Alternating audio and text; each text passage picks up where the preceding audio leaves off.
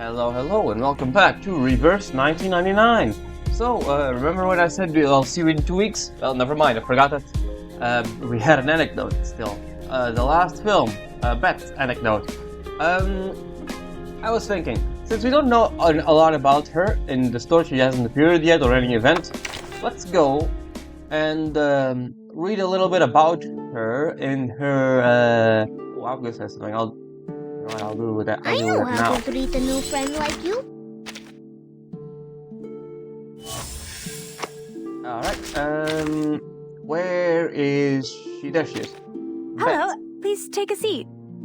She doesn't have nearly I'm enough sorry. fun, so Just a minute, I'll find another place for these costumes right now.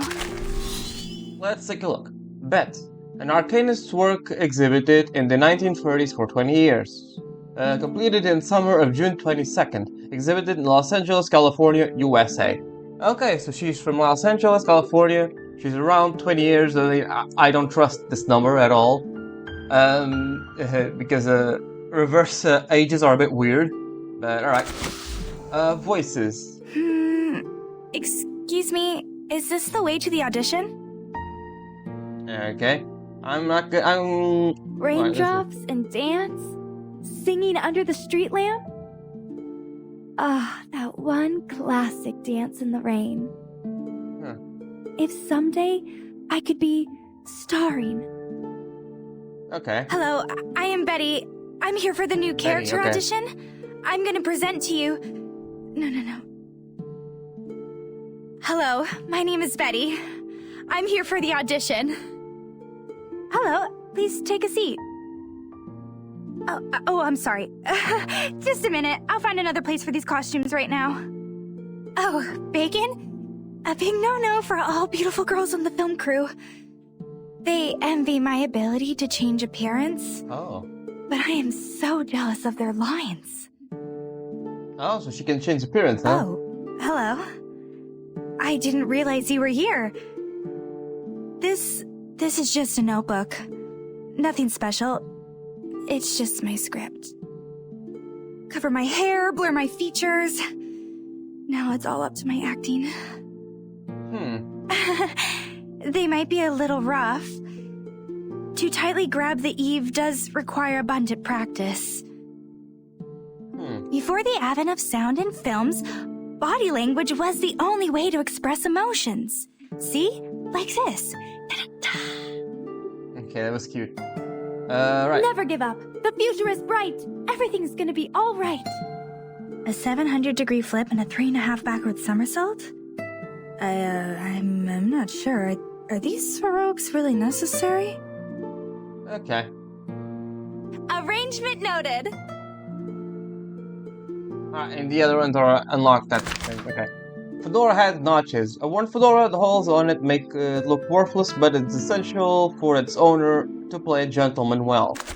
Alright, so let's see. In 1895, the gates of the Lumiere factory opened. As the workers filed out of the factory, a breeze with the smell of film stock also blew from Boulevard del Capucin to the west coast of the city of Angels, Los Angeles, okay. The ample sunshine and the typical Mediterranean climate in California, are you sure? Had brought more opportunities to Los Angeles. Using the magnificent scenery as their background, countless film companies had gathered there, filming an empire of film and television of a new era. Silent film or talkies, black and white or color. It was the end of the 1930s, and no one cared about such meaningless topics anymore. The producers, resourceful and power-wielding, who could pluck the stars out of the sky, shape them at will, and throw them back where they twinkled no more. No, my friend, I don't call it cruel. It is plain fact that a sophisticated machine like the movie industry needs to renew its parts from time to time. The girl with the dream finally opened the golden gates to the factory. She hoped to win a place among the radiant stars, and she made it. Thanks to the little tricks they used in film production, even the most experienced movie critics could not tell the difference between the real star and the stunt double where they said, "Oh, was she a stunt double? Is that it?" That was how she became a cheap substitute for those value assets. Oh, she's a stunt double. Oh man, I can already tell the story is gonna be sad then. Alright, The last film.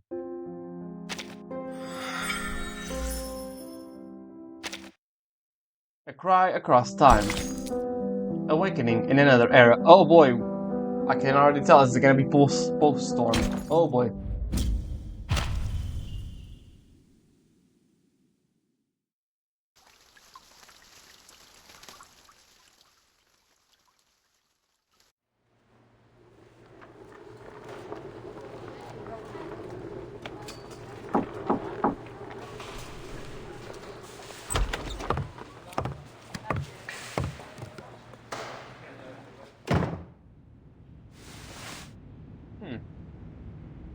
Congratulations, Betty.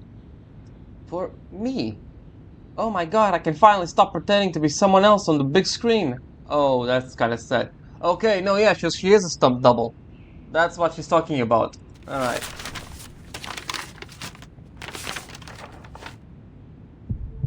Victim C. Ah. She's gonna play an extra. That's it. What's happening? What was that? No matter how hard she tries, Betty can never pinpoint where the chaos began. It feels like reality itself is caving in, as if someone had knocked over a dollhouse with one swift blow. What is going on? That's what I want to know.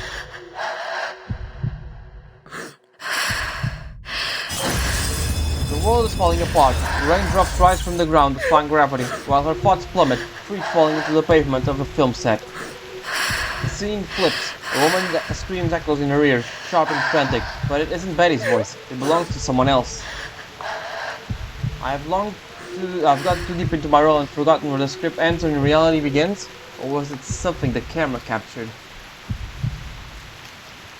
She covers her mouth and nose with her hand, as if trying to suppress her rising panic. Miss Betty, is this a good time? Reality at last interrupts Betty's stream of frantic thoughts. More pressing than fear, she needs to return to the present. Oh, I haven't seen her without her mustache and hat. Come in. A woman in a black and white business suit walks in, holding a thin folder in her right arm, her face hidden under a white mask. Seeing the masked woman, Betty instinctively touches her upper lip. The mustache she had worn before has gone. The realization hits her like an overwhelming sense of nakedness.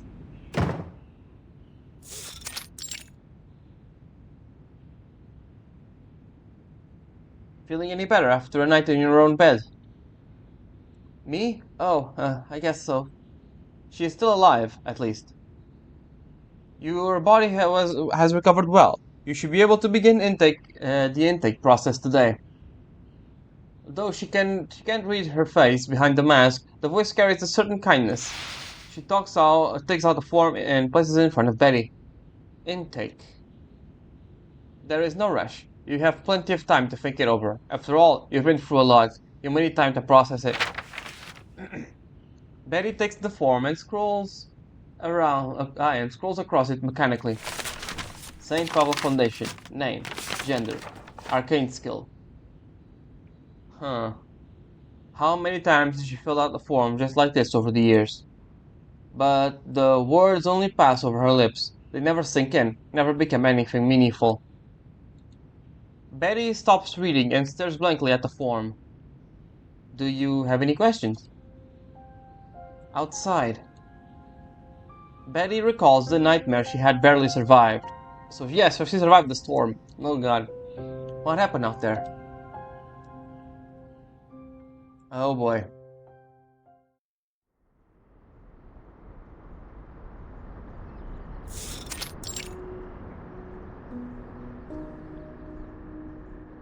She has her thing back. The staff member leads Betty from the guest room into the hallway. Here, she finally gets a glimpse beyond the Foundation's sterile walls, at the new era awaiting her. Beyond the echoing footsteps and hushed voices in the hallway, a peaceful scene unfolds.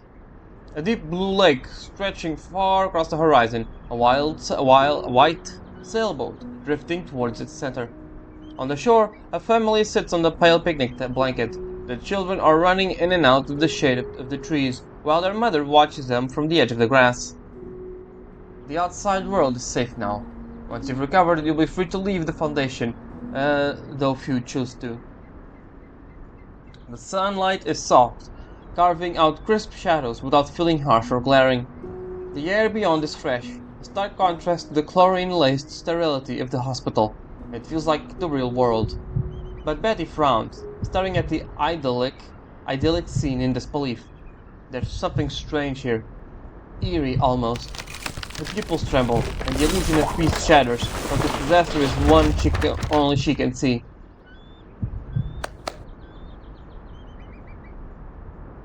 You're not the first to say that. The world is still beautiful. Yesterday, no different from today. So what exactly have I lost? Betty glances at the staff member beside her, her voice calm, her masked face unmoving, yet Betty can tell she's still wearing the same rehearsed smile. The world is mostly the same, but there are things that have changed. The staff member takes out a pen, resting the cap against her lips as she ponders for a moment. That house has a new roof, and the tree has grown taller. That park over there, its fence used to be black, the paint was peeling off, now it's white. She points at them with the pen, speaking as if these shifts were the most natural thing in the world. Her gaze returns to Betty. If you want to understand what you've been through, you can attend the Foundation's information session once you've recovered. You'll get some answers there. We've developed a standard recovery process for survivors of the storm. Okay, yep, it is exactly what I thought. It will help you move past the trauma, adjust your new life, and if you choose to join us in assisting others. You're free to go about the facility as you please. If you like, you might want to visit the other survivor who arrived with you. Oh, one arrived with her, okay. Welcome to the world after the storm. The other survivor. The screams in her ears never really faded. If anything, they have grown sharper. Yes, I believe she was your colleague. The staff member flips through the folder searching for a particular page. Her name is Jones. Jones.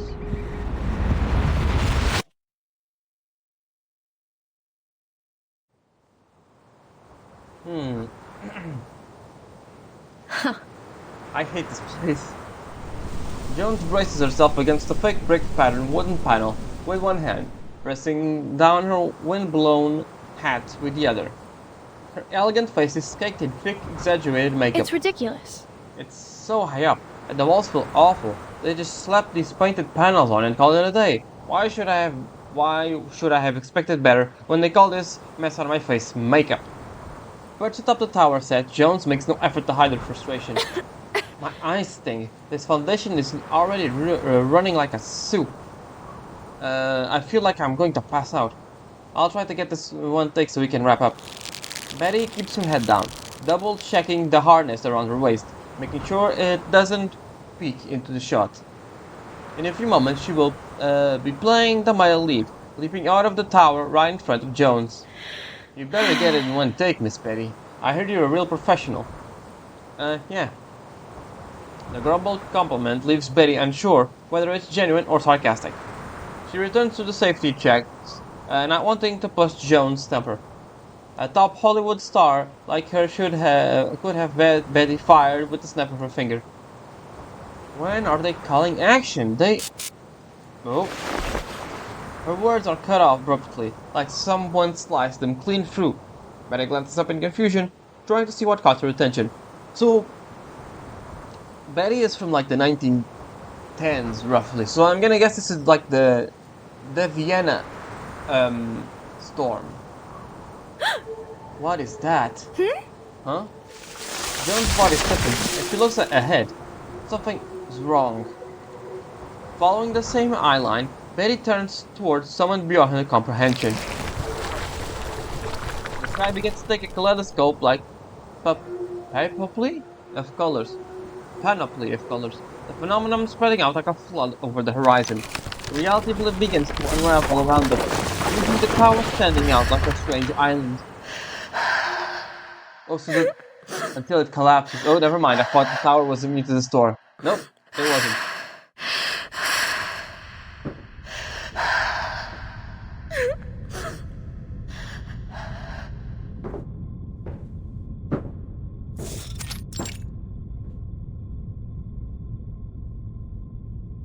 She's inside. Thank you. The staff member leaves her just outside the door.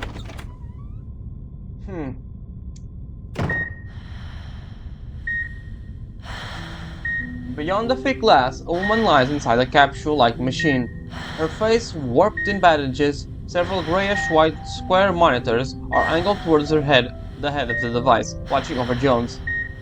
The room is silent, except for the rhythmic beeping of machines. Jones? At the sound of Betty's voice, the woman turns her head towards the window. Betty places her hand against the glass, and the screams begin to fade, replaced with shallow, raspy breaths. Okay. So yeah, either this is the Vienna storm that she survived, or is the one where Marcus comes from, like the one in 1913, right? Right, crescendo. Only today and yesterday stretching on forever.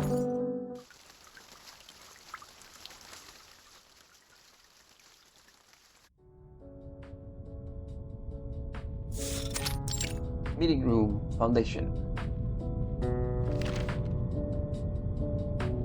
The storm is a temporal anomaly of unknown origin. Before it arrives, the world enters a state known as the storm syndrome.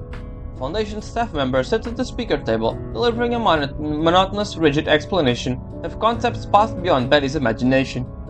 The white-tiered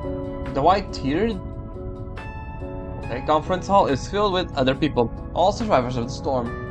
Raindrops will be observed rising from the ground into the sky, and then, almost simultaneously, the entire area is replaced. Betty finds herself drawn away from the lecture into the faces around her. Few seem as lost as she feels, as though they had known that this disaster was coming, and now this lecture is merely filling in the details. And the St. Pavlov Foundation provides. Betty begins analyzing each person's attire, trying to piece together the lives they had once led. Cornflower blue wool suit, perfectly tailored.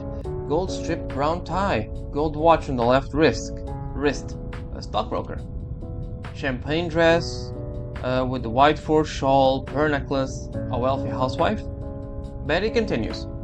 Beret, fishing vest, maybe even a red clown nose, just like the director. If only it really were the director.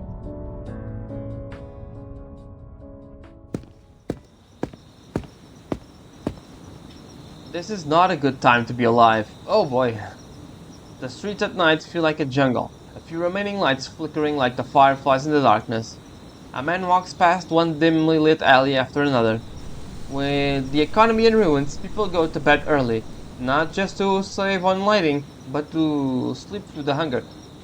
So what, 1930s then, after the 20s? Hunger won't matter soon. This will all be over.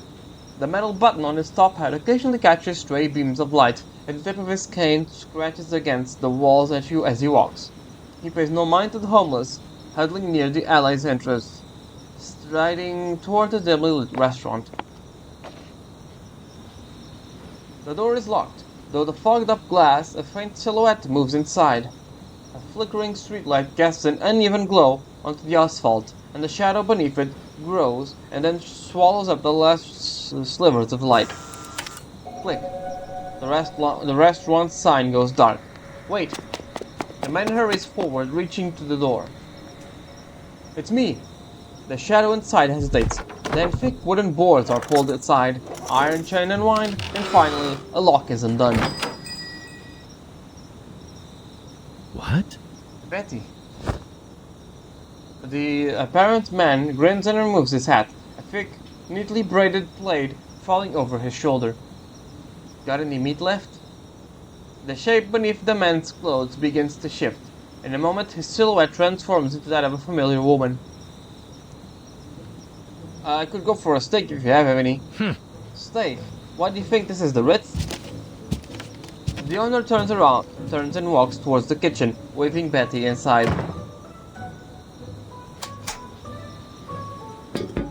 All I've got is a bit of Hoover stew.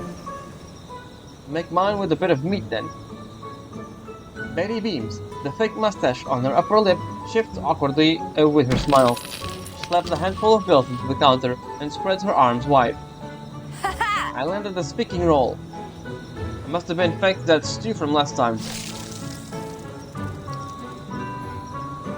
Meat really does make everything better.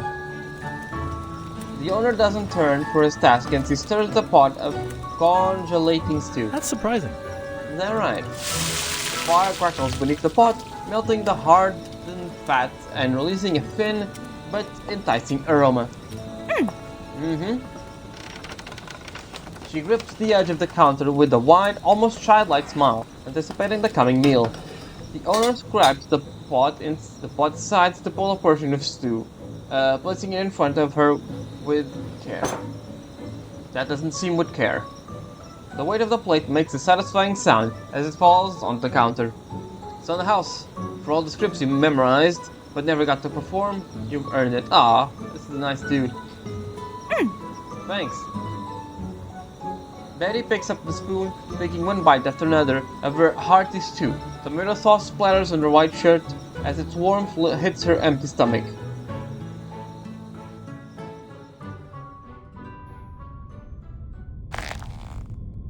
Her eyes readjust, falling on a figure in the front row as she tightens her grip on her pen. If only I had finished filming my scene before the storm hit. Just 3 lines, and I would have been a star. Yes. That's one of the lines. No. Okay. Ah. Look. Those were the lines. Betty replays the moment in her mind, recalling the lines that she rehearsed 100 times, hoping they would bring up the same feeling of pride it did once before. Now, if everyone could leave their completed forms here. The staff member's voice yanks Betty out of her thoughts. One by one, the people in the hall stand, forming a quiet, orderly line to hand in their forms. The staff member at the desk sorts through them efficiently. So, each time there's a storm, does the St. Barbara Foundation take in people like us, those who are out of their era? It feels like a bedside drawer for time itself. And right now, my era is what's being stored away. What about the ones who don't join? Will my era ever return? It can. Marx's era returns, it's definitely possible. More and more people leave the hall as a sudden sense of abandonment crashes over Betty. I can't fall behind. With that thought, she fills out her form. In a rush, hands it to the staff member and follows the others out.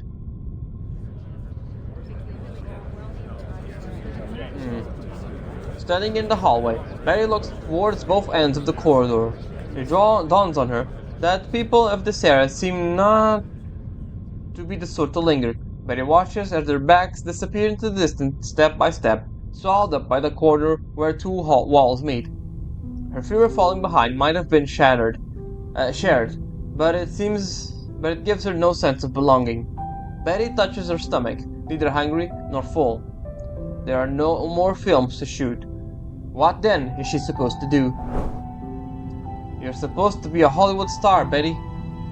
As the light goes out and the restaurant door is locked again, the owner turns to reassure her. You're going to wake up every day to a champagne tower.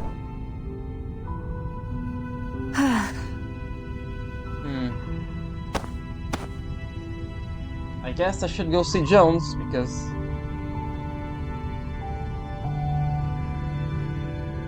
I never had a champagne tower to begin with. Damn. Damn indeed. Goddess of the silver screen. Follies of time, emotion, and money. It's probably about Jones, I'm guessing.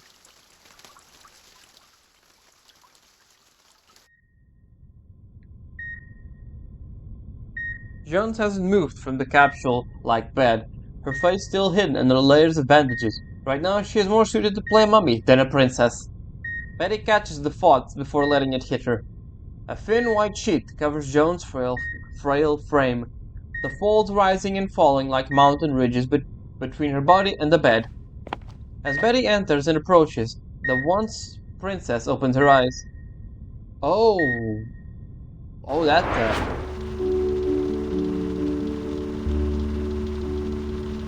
It's you. On screen, she is stunning and lovely. Even lying on thick, soft pillows, her wavy short hair remains smooth and neat. Her dark brow furrows slightly as she gazes tearfully at her lover. I swore I would never see you again.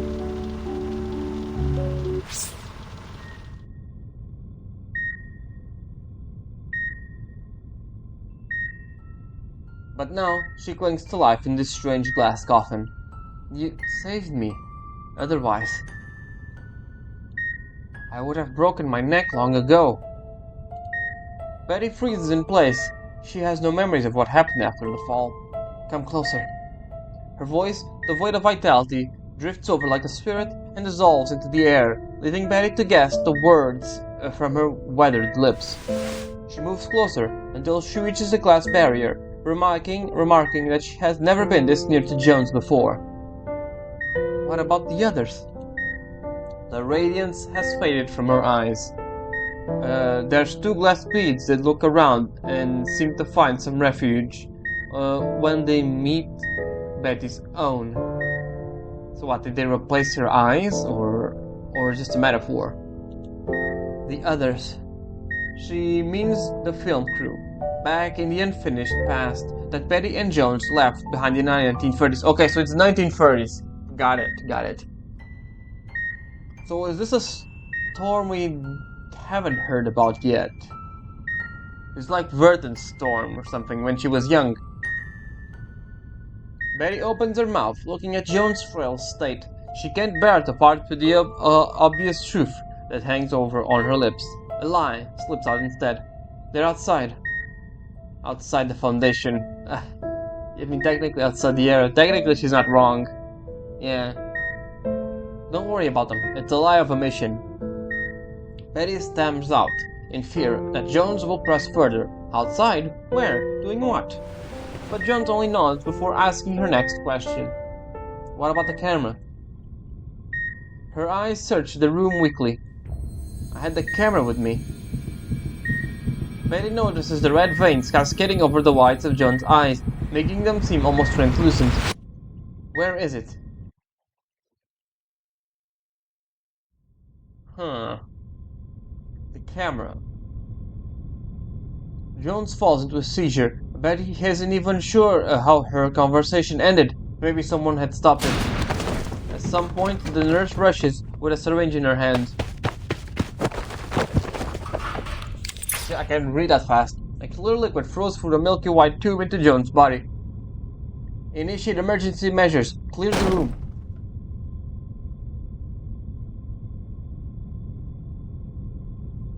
Betty trembles, unwilling to recall what had just happened in that ward. Jones had been like a thread-thin wire strung around her neck, and Betty was holding the other end. Yeah, chlorpromazine.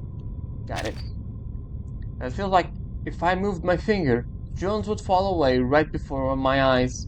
A fragile safety line. A safety line. A term among stunt actors for the harness that ensures their survival. Looks like the storm really did a number on her. A hand lands on Betty's shoulders from behind. She turns to see the nurse, who had just entered. Attended to Jones greeting her. And you lied to her. Betty shoots a questioning stare at the nurse, who tilts her chin towards the storage room. Let's talk. Oh, okay. This is not a storage room, this is just a room. The window is wide open, in the otherwise cramped and narrow room, but outside there is nothing to see. Just the face of another wall, pockmarked with bumps and ridges, so close that one could almost reach out and touch it.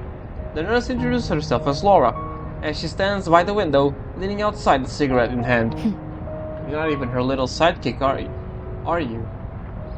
What? Betty reveals the details of her story, and Laura turns back, exhaling a puff of smoke like a dragon's fire into Betty's face. Hey, what the hell? Yeah, that's rude. Fuck off. What are you doing, blowing cigarette smoke on someone? She waves her hand in disgust and disperses the smoke. Laura only laughs. Go on, way faster. This thing's sensitive as hell. If it detects me smoking, it'll spray and drench us both. You shouldn't be smoking here in the first place. Yeah, it's a hospital too. Yeah, so what? The world's gone insane. You really think rules matter anymore? Laura stubs the cigarette on the window frame, already covered in black marks. You're just not used to it yet. Betty doesn't respond, brushing off the smoke clinging to her clothes. So? You're from 1930s, huh? Laura studies Betty with a cocked head and a breezy, if unfriendly smile. So what's your arcane skill? I can alter my physique and appearance temporarily. It's useful for my line of work. Though I can never get my face to be perfectly identical to someone else, so close-ups aren't really a thing for me. Okay, so she can alter her appearance. That's interesting. Oh. Huh. Oh. Is that all? Okay, I see.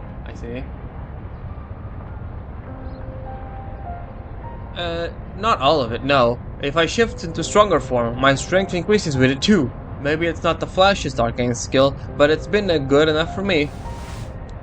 Laura shakes her head, thoroughly unimpressed. You can make muscles on command and change your face, but not by much. Seems like... Oh, fuck. Ooh. What is up with you, Laura? Seems like all you are is a bad actor with a fake mustache. So what else have you got? What? For example, You know, something interesting. Maybe a collectible like Jones's camera. here is the case. Oh, you're just a corrupt nurse, huh? I know a buyer. He collects interesting stuff. I'd take a cut, of course. Doesn't have to be expensive. Any old thing can sell for a good price. I once sold a broken copper pendant. Looked like junk, but had a picture on the original owner's honor inside. Someone paid a fortune just because of its sentimentality. What the fuck is wrong with you? Betty stares at the nurse in shock. Is that what you dragged me in here for? You want Jones's camera? Listen. Jesus fucking Christ, what is wrong with this woman? My god, what the fuck? Collectors are crazy about stuff like that. You get to name the price and stuff like that. Yeah, I'm just saying, if you want more cash, reach out. Oh, and here's the process for reclaiming your lost items. Laura pats Betty's shoulder as she leaves.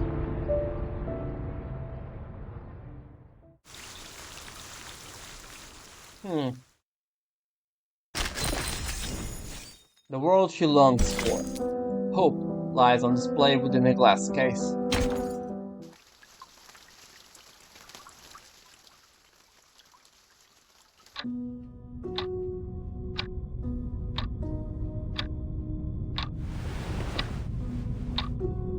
The storm.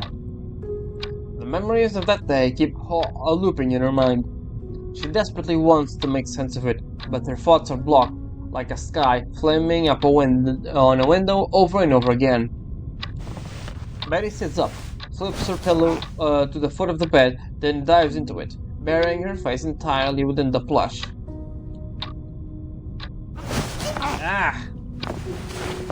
She flips onto her back, gasping for air. I can't sleep. What is this? Feels like I did the night before the first audition. Even then I got sleep. What are these symptoms of insomnia again? Memory loss, muscle atrophy, poor focus. If I can't sleep, then tomorrow I must mess up on set. There is no set to mess up on. She lets her eyes drift onto the unreachable ceiling. The clock ticks away, valiantly, as it erodes through the past, present, and future. Until now, she never realized it. It's too quiet. No snoring, no crying, no creaky beds or shouting matches through the walls. Cheap motels have got more life than this. Betty switches on the TV in the corner of the room. Inside the glowing silver box, a cowboy gallops through the American frontier, wearing a bravest grin and wielding the quickest six-shooter, caught in the peak of his heroic moment. I guess it doesn't matter the area. Whatever big or small, there's always a square world to escape into. She falls back flat on the bed. Voices, gunfire and pounding of hooves, and other sounds she can't quite place, echo in her ears. So lively. The noise is familiar to her. Comforting noise brings the promise of sleep. The TV screen flickers, erratically against the dark room, dialogue dissolving into a blur. Smooth jazz replaces the voices. White credits rolled up the screen to right in the room, but Betty is already fast asleep. I see. Oh, this is a dream, I'm guessing. Hey! Betty, over here. In the cluttered alley, a child's voice calls out from beside her. Tom? Here. The voice buzzes from inside the pipe beyond the weathered wall. Did you forget how to get in? I remember. Climb up to the trash bin and slip through the old storage room's tiny window. Then, head to the third screening hall. The staff door is never locked. We can sneak in there. Oh, they sneak in to watch movies, huh? As soon as Betty thinks it, she finds herself standing beneath the movie screen.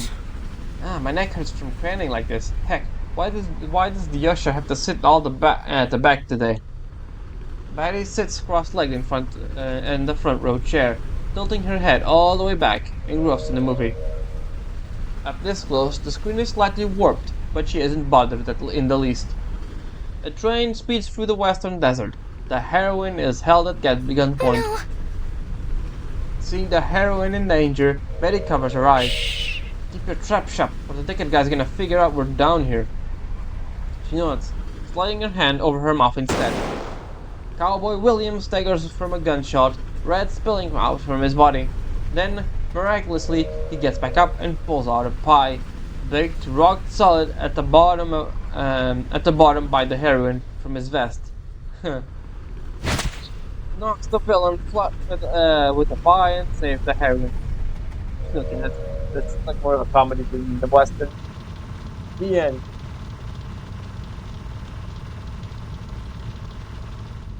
A happy ending. I wouldn't mind a slice of that pie. The word end flickers on the screen, but Tom isn't paying any attention. That was keen, wasn't it? A real cowboy. I wish you could be that guy. Pew pew! You're so childish. If I were a real big shot cowboy, I'd keep the entire town safe as houses. And the saloon keeper would save the best seat in the bar just for me. Tom rubs his frostbitten feet. The motion reveals a swollen piece of black bread that jets out from his coat pocket. But Cowboy William is in Creekwood Town. There won't be any danger left. You'll have to find another place.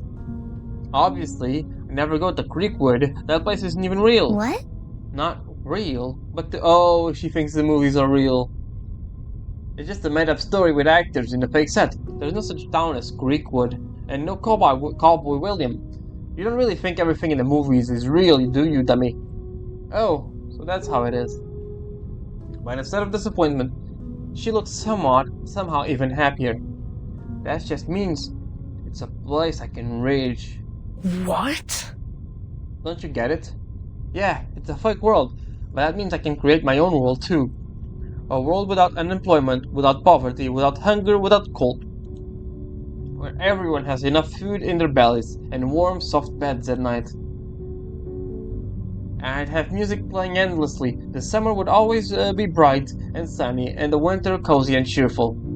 It'd be a place where people can forget the pain and regrets of reality to laugh or cry for someone else, even just for a while.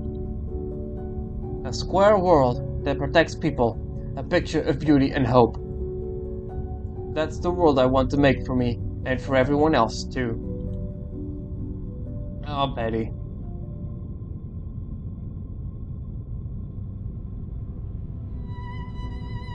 Sunlight pours in, and the white curtains ripple gently with a faint breeze.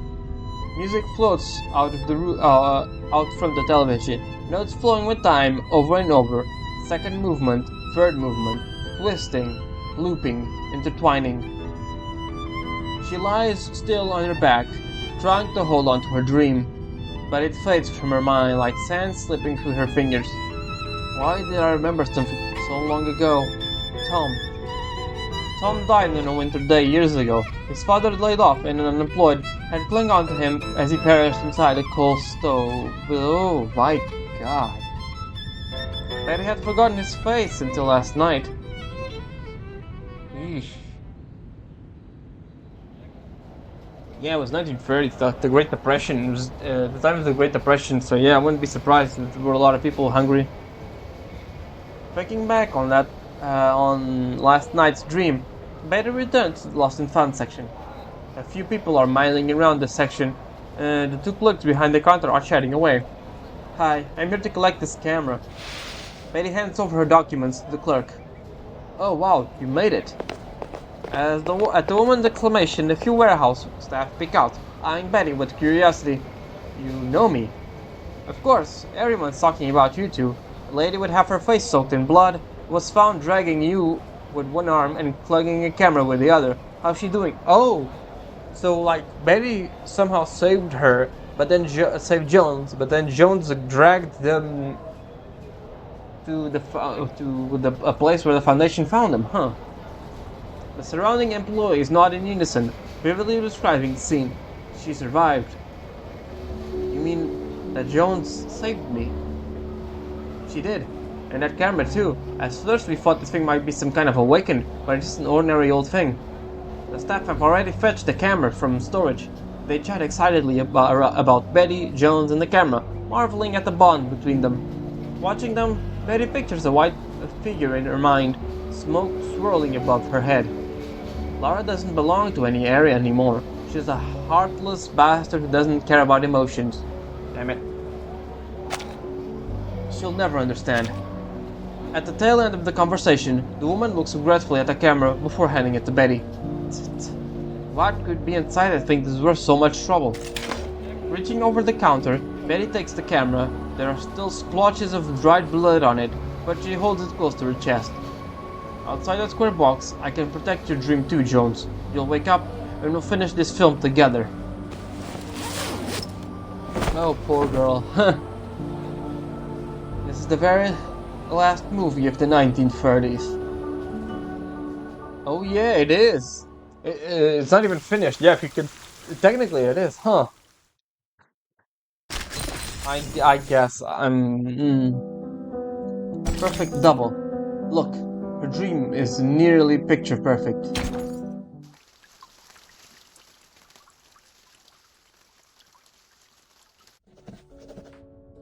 Jones' condition remains unstable. Most of the time, Bette just sits in the ward, rewriting the script from memory. The real one has been lost to the storm. Occasionally, Jones awakens for a brief moment. Betty, what time is it? Her voice was lost all trace of its former haughty, confident tone. Fragility strips everyone of their dignity. Betty pauses her writing to glance up at the clock. 2 p.m. Jones doesn't seem to respond to the answer one way or another. Betty scrutinizes her frail face, trying to figure out what she is thinking. Maybe she's wondering how long she has been out. Maybe she's wondering why Betty is there. Or maybe she isn't thinking about anything at all. On rare occasions, Jones even gains the strength to ask about the film. How far have they gotten? Scene 14. It is the latest scene Betty has rewritten from memory. She's been waiting for Jones to recover so they can pick up where the film reel left off and finish the movie. But if I'm not there, what are they shooting?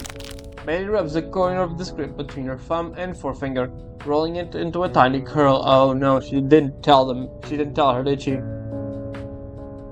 They're shooting other scenes first. They'll do the reshooting once you're discharged. Betty glances up to avoid meeting her eyes. Jones lies back in the glass chamber without a response. Everyone misses you. The script supervisor a bit peeved because the shots are getting too scattered. Keeping the tracks of the take is a hassle. Betty. I've been lying here too long. I've practically burned the hole in the ceiling with my eye. Could you bring me some pictures from the outside? And some photos of the crew. I missed them. Oh no. But the director doesn't allow pictures on set. Betty wants desperately to find an excuse, but Joan's eyes meets her through the layer of gauze, saying nothing, and waiting. Betty closes the script. Alright, I'm sure they'll make an exception for you. What are you gonna do, Betty?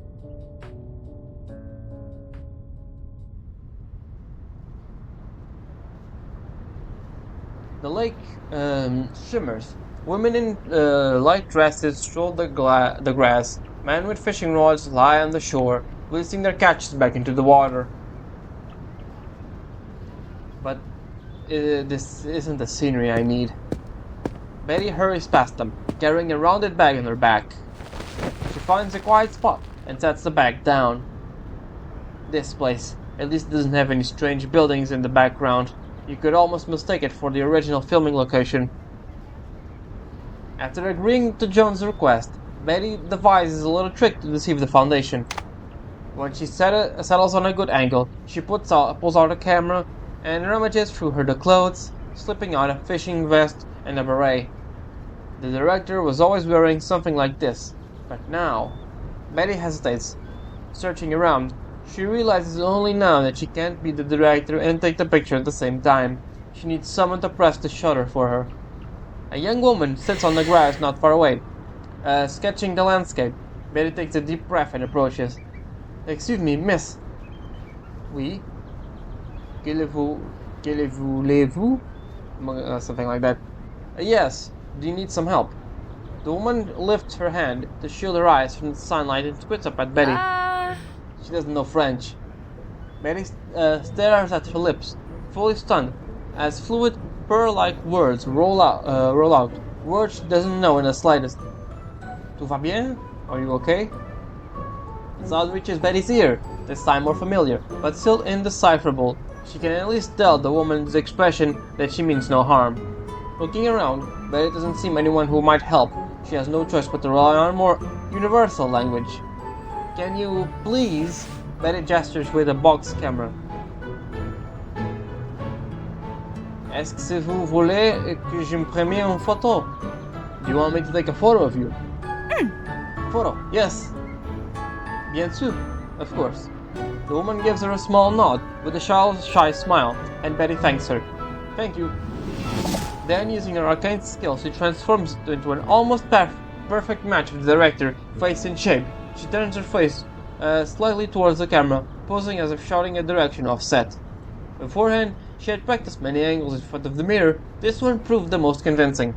The director's slightly upturned nose and thick, coarse eyebrows were his defining features. As long as they're visible, even he wouldn't be able to tell the difference. Whoa! The woman presses the shutter, capturing the photo so realistic it could fool anyone. I never heard that one. Empatant. Hold on, just a moment. Betty rummages through her bag, pulling out another lead actor's costume. She shifts her form again, then lies down on the grass, covering her face with a magazine, pretending to be asleep. Oh, I see.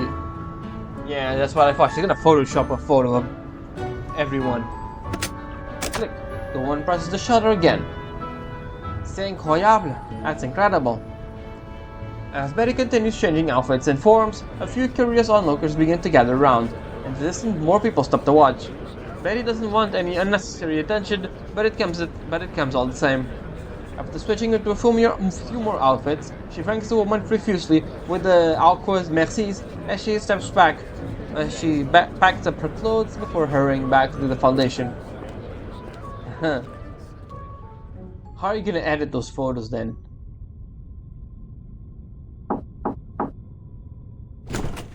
Holding the freshly developed. Oh no, it's not. It's not. I thought it was just gonna be a group photo. No, that makes more sense. Yeah. Holding the freshly developed photos, Betty runs to Joan's ward. Betty. Jones looks up at her with longing eyes. Betty hesitates, holding the photos inward. until finally pressing them against the glass chamber. The director said it was alright, so I took plenty of pictures. Joan's eyes lit up. She gazed at the photos with tearful wonder, seeing familiar faces she hasn't seen in so long. Everyone's alive and well, moving forward with their lives. I'm just thinking, is Jones gonna die? My guess is that she's gonna die in this story. She flipped through the images one by one before finally speaking.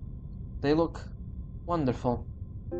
The bandages near her eyes grew dark with moisture as her body trembled slightly.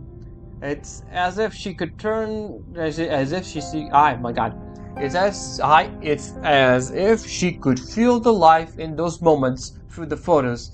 She seems unwilling to look away for even a second. Seeing her reaction, Betty tense nerves ease visibly. Thank you, Betty. The fabric of her bandages absorbs tears after tears. Joan slowly closes her eyes. Can you do me one more favor? Yeah? Her wounded friend adopts a determined expression that defies all weakness. Could you show me what my face looks like now? Oh. Betty freezes, but she looks into Joan's reddened eyes before averting her gaze again. There aren't any mirrors here.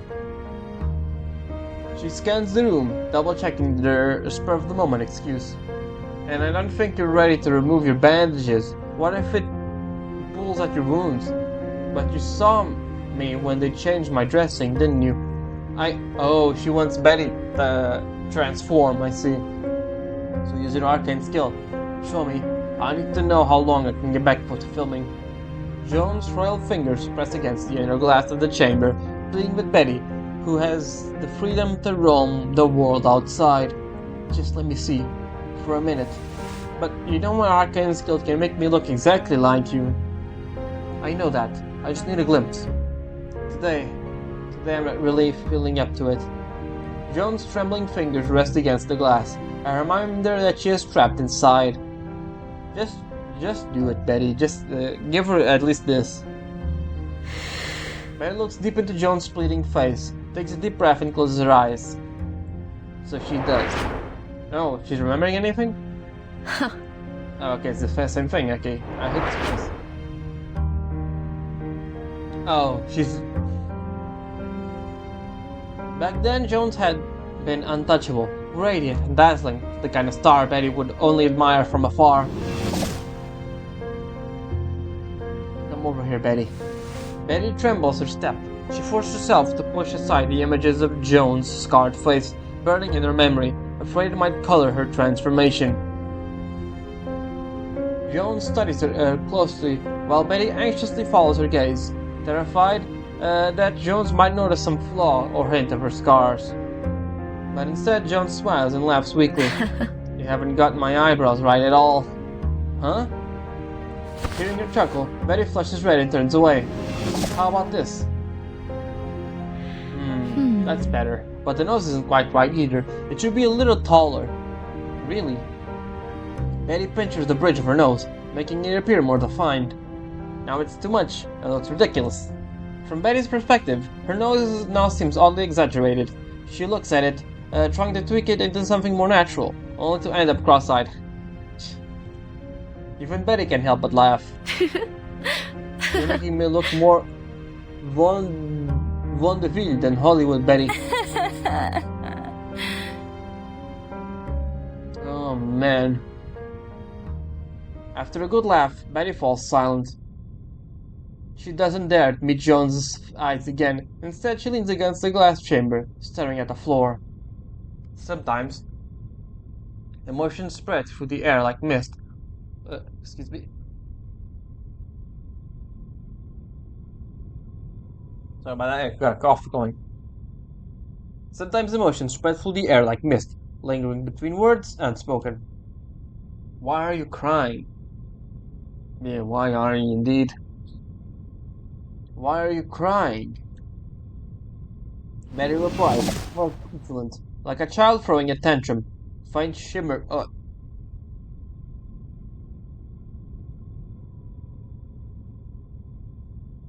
Damn, okay. What the hell's going on? God damn it.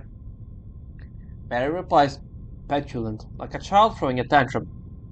A faint shimmer passes over her as she returns to her old form.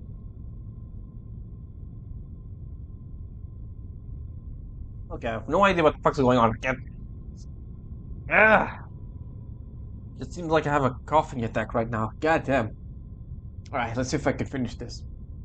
You just look familiar. You remind me of someone. Who? John takes a deep, hoarse breath and slowly exhales. I'm too tired now. I'll tell it another time.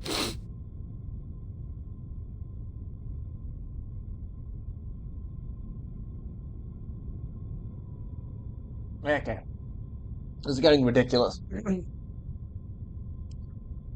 I'm gonna pause here and gonna go drink some water, see if I can stop this coughing. Give me a second. Alright, I'm back. Hopefully the cough attack stopped. So, let's carry on. Betty wipes her nose and nods affirmatively. Then I'll head back for today. Get some rest. Betty lets her fingertips rest against the glass chamber, mirroring Joan's hands. She almost thought she could feel her warmth. Thank you. Betty shakes her head, then turns to leave wordlessly.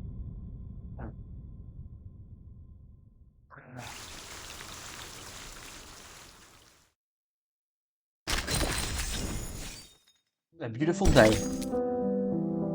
When light strikes these films, silver halide undergoes a structural change, forming silver grains. Sorry. The days that followed, Joan's mood seemed to perk up. She asked Betty to read the newspaper to her, take pictures of the park, and even turn the glass chamber so she could bask in the sun. In winter, we'd set the snow up in different piles, pick up a few, and sprinkle sugar on them. Sometimes they'd talk just like old friends. If we were lucky, we'd get a sweet one. If not, we might end up eating sawdust. You played games like that as a kid. Silly girl. Jones lets out a weak chuckle. Before I became famous, I was just a little country girl. Huh? Betty feels a twinge of something unfamiliar. What's happening? Betty shakes her head. When I was little, I used to sneak into the cinema. It was crowded, but at least it was warm. I loved watching movies. They let me forget the bad things in real life for a while. I felt like they were saving my numb little heart. That's why I wanted to make movies, because I wanted to be one of those people. Jones watches Betty, a hint of resignation on her face. Then we'll need to make a movie. Now? We have a camera, don't we? Just letting it sit there is a waste. What are we filming? Jones smiles. You. Oh, she's actually gonna make a film, huh? Follow Betty. Medium shot. Upper body. At Jones' command, the insect-like base, carrying the camera, moves forward towards Betty, angling her lens at her. The device has been modified to respond to her commands. Even confined to her glass chamber, Jones can still direct the shot she wants. What's there to film about me? Betty looks down with a red face at the camera as it tracks her. It feels so much different from when she had been a stunt double. The lens is capturing the real her now, and she doesn't handle it well. Better than filming me in this state. Jones shrugs. Now, don't stand there staring at it. Do you think? I think? What, with no script or anything, just improv? You know, something. Why not read me the newspaper? Betty nods, grabs the paper and sits beside Jones. She begins reading, stumbling at first over simple words, but slowly she finds herself focusing on the text, the camera, and begins to relax. That's it. A good actor forgets the camera's even there. Camera? Oh, poor girl. She was so in the mood that she forgot. She had indeed forgotten it. All her nerves return as she looks back at it her face turning a new and brighter red. Don't worry, you'll get used to it. From then on, whenever Betty enters Joan's room, the camera soon turns to meet her. And as per Joan's request, Betty edits the clips every night.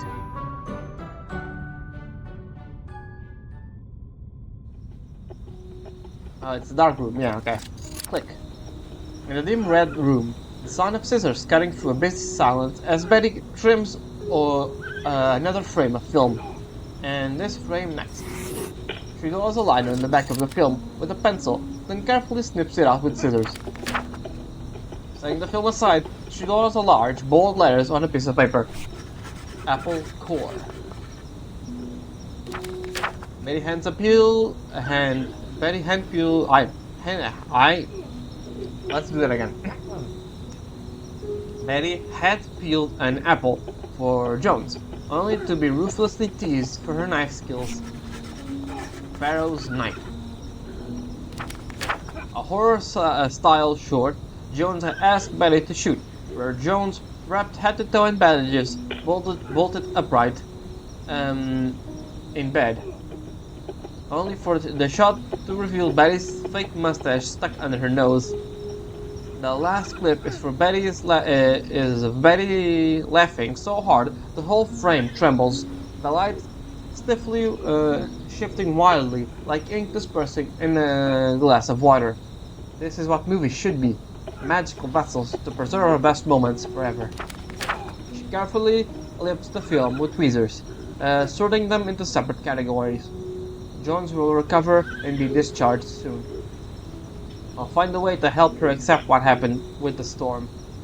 Betty's eyes rest all over long on the script on the nightstand, copied out laboriously by hand from memory. Having used her legs as a writing desk for so long, the pages have developed slight curve. Then we'll finish the movie. Oh, Betty.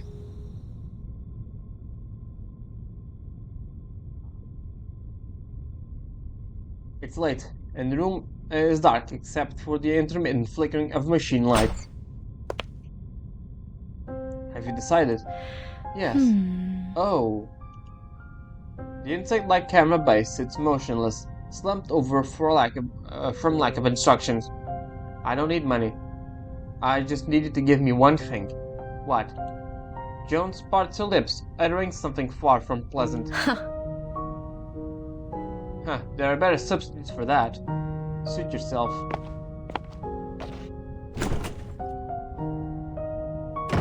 What is going on? The door shuts behind the nurse as she leaves.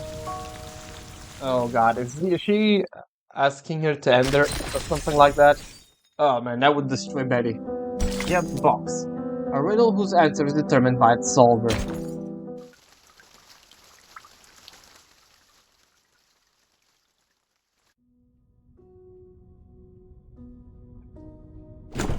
Jones. Around the usual time, Betty arrives at Jones' ward, only to find a neatly wrapped gift box tied with a silk ribbon sitting on her chair. Huh? Present? Who's it from? She realized a bit too late she shouldn't have said it so strangely. The gift is light, almost as nothing were inside. Now, it's from me to you. What for? Did I forget special occasion? Betty looks at Jones in surprise. About to open the box to see what's inside. Don't open it yet. Huh? Jones stops her just as his fingers begin to pull at the ribbon, and gestures for her to sit down. This was the first gift I ever received, from my mother. During that, Betty examines the box even more curiously, turning it over in her hands. What's inside? It's a beautiful box, so beautiful that I thought it could be worth a lot of money on its own. I spent a long time trying to figure out what it could be inside. Cotton, stamps, banknotes, even fairy dust. I kept asking my mother for hints, but she wouldn't tell me. Why didn't you just open it and see? Because... Jones let us out a sigh. She didn't... I was afraid. It was my first real Christmas gift. I was terrified if I'd open it, it'd be empty. Rather than finding out there was nothing inside, I figured it'd be better to just leave it as it was, so it could always be a gift. After all, the joy of receiving presents is the most important part, isn't it? If I open it and it was empty, what would I do? It'd be the same either way. Small wavering doubt stirs inside Betty. Then, what did you end up doing? I placed it on my bedside table and held back the urge to open it. It sat there for 10 years, maybe more. Then a director discovered me, and I was interviewing to be a waitress, and cast me in a film. Holding the payment from that movie, I finally had the courage to face the mystery of that box. Before opening it, I bought myself an expensive bracelet. If the box was empty, I'd put the bracelet inside and treat it as the first gift I'd ever give myself. Jones lies in the glass chamber watching Betty. So, was there something inside? Jones seemed to smile, but the movement of the bandage is so slight that Betty wonders if she's only imagining it. It doesn't matter what's in there. I had already realized it, but then that I couldn't live my life waiting for dreams. I couldn't live my life waiting for dreams, whenever I became a star or not. Before I say anything, how would you have imagined my childhood? Betty looks at Jones's bandaged face, trying to imagine what she would have looked like as a child. But no matter how hard she tries, her mind can only picture something out of a black and white screen. On it, Jones is something of a wealthy heiress, sometimes a poor country girl. But the real Jones isn't someone on the silver screen. She is flesh and blood, born into this world like everyone else. Betty resists her initial thought. To imagine her as just another girl, even if she knows it's true, it feels wrong. It feels like taking something away from her. It would mean she wasn't born to be a star like she became, that she didn't have any special gift to light up the screen, and that she had no different from her. Why? Why are you giving me this to me? Is there something inside? Joan shakes her head once more. Huh? Behind the door, Laura enters, pushing a medical cart. Visiting time's over, Miss Jones. Miss Jones needs her treatment. I'm going to need you to leave. Go on, Betty. I'll see you later. Betty looks down at the box with her newfound anxiety. It is exquisitely wrapped, with delicate ribbons tied into a bow on top. The knot is neat and smooth, as if no force had been applied to its tying. Time to go. Laura pushes Betty's shoulder gently, ushering out of the ward.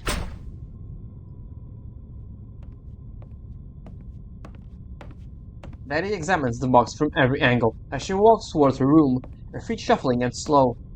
She shakes it as she holds her ear against it, but even that reveals nothing.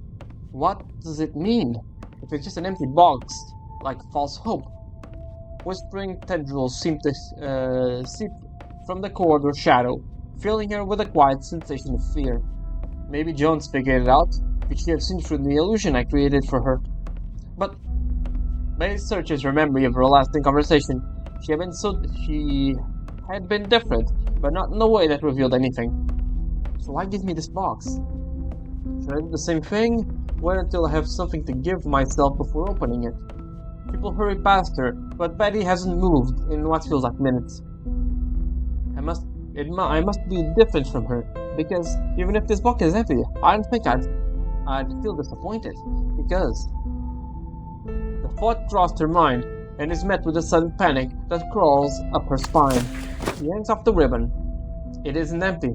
A reel of film is bound in the middle to prevent it from making any sound when shaking. What? The cutting and splicing technique is immediately familiar. This is her film. How? Betty removes the film. Jones had been in that glass chamber this entire time, so who helped her retrieve the film? Who wrapped it up like this? It was Laura. Okay. A suspicion races through. Jones! Lara is injecting some kind of medicine. Oh, I knew it. I fucking knew it, yep. A suspicion races up from her mind, one that drives her to turn and then run back towards the road, the ward. Lara is injecting some kind of medication into Jones through the glass chamber's tubes. Oh dear. You opened it. I did, so you knew. The storm. Yeah. Did she tell you? Don't glare at me like that. She asked first. But it doesn't really matter. The world outside looks just as beautiful as the pictures, and it's safe. Betty steps towards Jones' chamber. I got what I was here for. I'm leaving. Pushing the syringe empty, Lara packs up her things, grabs the motionless camera from the table by the door, and leaves the room without another word. Betty isn't quite sure yet what to make of this scene, but she hasn't given up. The camera doesn't matter. I can buy another one. I've already rewritten the script. Once you get better, even without the director and crew, we can still finish things. Oh man, you're in denial. Betty approaches Jones, looking up at her in the chamber, which now seems more like a glass coffin, as if pleading for a princess to awaken. You will finish it, I am sure of that. This movie is yours now. I want you to complete it. That is why I wanted you to have the film. But what about you? My days in the silver screen are over, Betty. Just look at me. I'm not star material anymore. I'm going to be stuck here in this thing for the rest of my life. Jones says it all as if it were just some lines in a script. A first read-through, no emotions needed. No, that's not true. Betty's voice trembles. They said your recovery is going well, that you'll be able to get out of this bed soon. And then you see your face last night. That night, I have a mole. I always had it covered on set, but you would have seen it if it were still there. The rest is perfect, right down to the eyebrows. She had tried so hard to recreate her face, but Jones is right. She never saw the mole. Her scars had covered it all up. So, you already knew. Do you remember me saying that you remind me of someone? Jones' eyes have begun to flutter, looking more and more heavy. You remind me of, well, me. Oh man. Always waiting for someone to give you what you need, not realizing that you had the power to get it yourself. I saw your dream as you see it on that silver rectangle, and it's going to be beautiful, but I won't be your star. You look wonderful on camera, and you look best when you're wearing your own face. Now it's your role, your movie. Finish it. Her voice fades out, as if being pulled into a heavy slumber. Jones? What's going on? What's happening to you? Betty turns in horror to realize the liquid that the nurse injected was already drained completely into Jones's body. She pounds on the glass, trying to grab Jones' attention, but her friend is slipping away from her, like an anchor falling into an unseen depths. Jones! Oh, fucking hell. I asked for this, Betty. The voice is clear and crisp whisper. A sweet and eternal dream.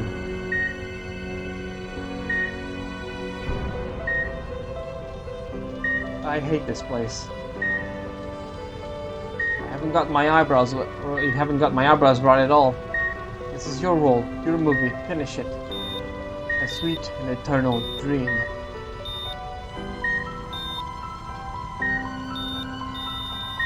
The end.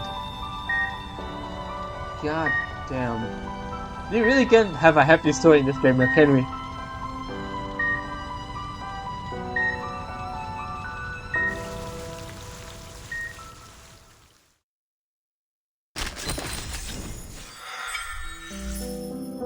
Betty. Just like her name.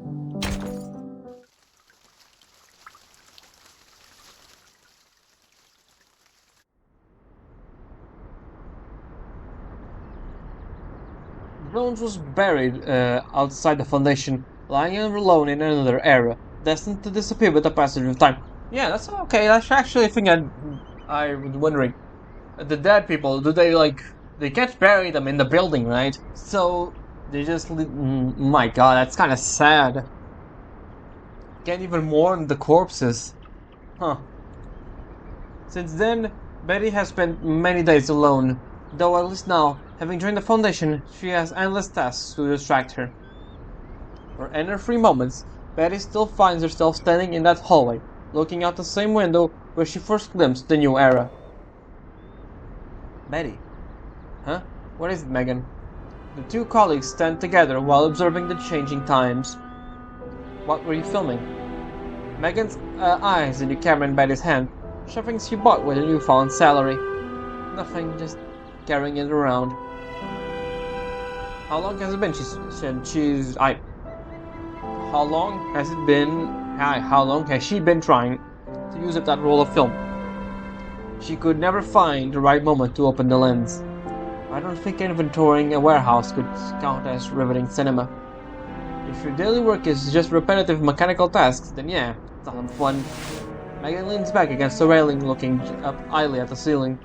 The moment of peace is shattered by a ripple of conversation that surges through the hallway like a wave. Countdown to the storm! Countdown to the storm! Oh!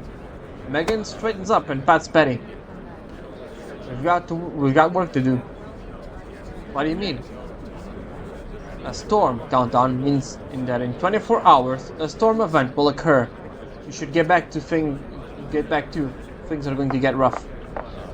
Megan hurriedly heads back to their station. Is she gonna film this? That's my guess. So this new area is going to be archived like before.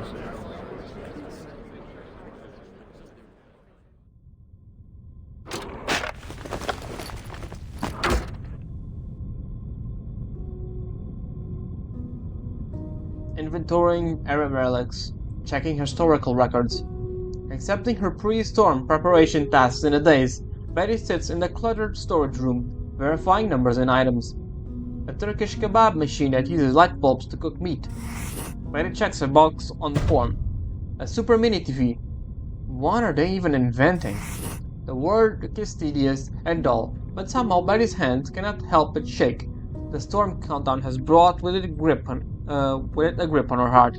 Because far beyond the walls of the foundation, another upheaval is coming. Nothing will remain the same, not even Jones's grave. Next. Bubble oxygen machine, huh. I guess it's the Arcane's turn now. Crunchy fortune cookie shoes. I feel like it's just waiting to see food. She mumbles to herself as she continues to inventory, moving on to another shelf, trying to keep her mind steady. Dance of the Moonlight Night, premiered on February 23rd.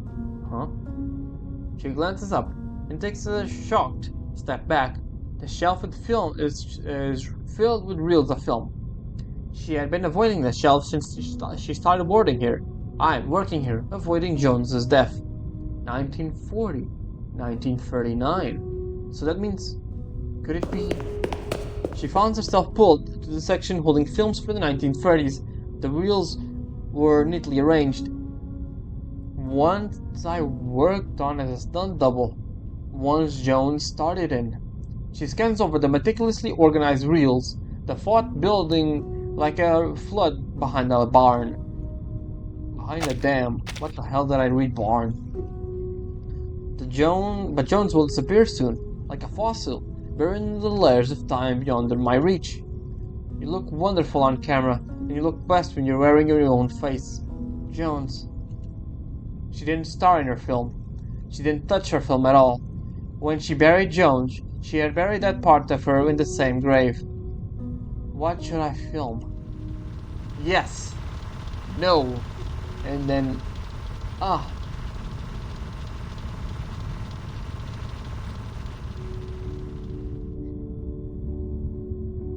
Memories flash through her mind. Betty eventually finds her answer. Jones, I won't leave you alone. Not in these last moments. Where's that script? She rummages through her room like a bear in search of a honey, scattered items all over the floor. Where is it? For several more agonizing minutes, she finds her handwritten script wedged in the gap between her bed and the wall. I know what will do. She flips directly onto the page she's after. Even during Jones's bedridden final days, she never stopped reading it. The pages had visible creases from overuse. Betty sets up the camera, checks the film and lighting, then steps in front of the lens.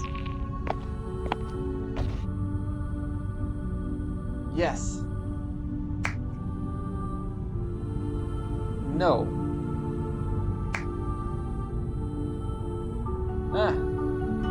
Oh, that's all she's gonna film. From the first time, she isn't just rehearsing. The lines are captured. They're real. Just as they were written in the script, when Betty collapses back onto the bed. Just 3 simple lines, no real acting required, a minor role in the film that would never be screened. Bette rolls off the bed, turns off the camera, then takes the reel of film and rushes out the door. Oh, she's gonna bury it with her, is she? The cemetery is empty. Those who rest here no longer need to care what is about to happen to the world. Betty holds a dedicated box with a clumsy ribbon tied in a lopsided bow. This is for you, Jones. She places the box on the tombstone, and then, after a time, she shakes her head and opens it.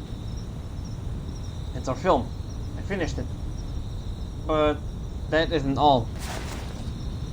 She puts a blank film strip from her pocket, encased in a transparent glass frame. It is bleached in the sunlight, rendering it totally unusable. I kept something for myself, because I still don't know what I should be filming. If we ever meet again, I'll bring it to show you. But for now, the cold gravestone offers no response. It lies unspeaking, unknowingly, awaiting the impending storm. I finally understand now. The world won't wait for me to say I'm ready before it begins. So I can't stay in the past. I'll move forward, because that's the only choice. The storm countdown alarm echoes in the air as Betty gently wipes the tombstone. We'll meet again. She holds her stare at the engraved letters, the carved marks flowing like rippling waves, tracing the life of Jones like a river. And when I see you, Betty shakes her film strip in her hands. I promise it'll be spectacular. Damn.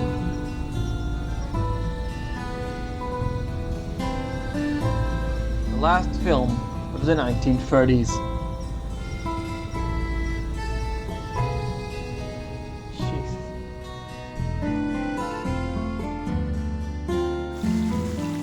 The end. Man. Goodbye, Jones. Oh man, what is that achievement? Well, I will say it was in terms of anecdotes, it was definitely one of the better. It was definitely one of the very good ones. Some of them barely have anything to add to a character. Like the Regulus one, like didn't have much to add to her character. It's more of a, if anything, it was a world building more than anything. But yeah, this one actually, this is a good use of anecdotes. Give characters that haven't used in the story at all, or 3-star characters that don't have much going on. Perspective, like what is this character about, you know? It was a very good one, I liked it a lot. Right, and this marks the end for this part. Right, I don't think there's much of anything left. The rest is Alep's character story when he comes around. So, yeah, I hope you all enjoyed, and I'll see you next time in Reverse 1999. Ciao.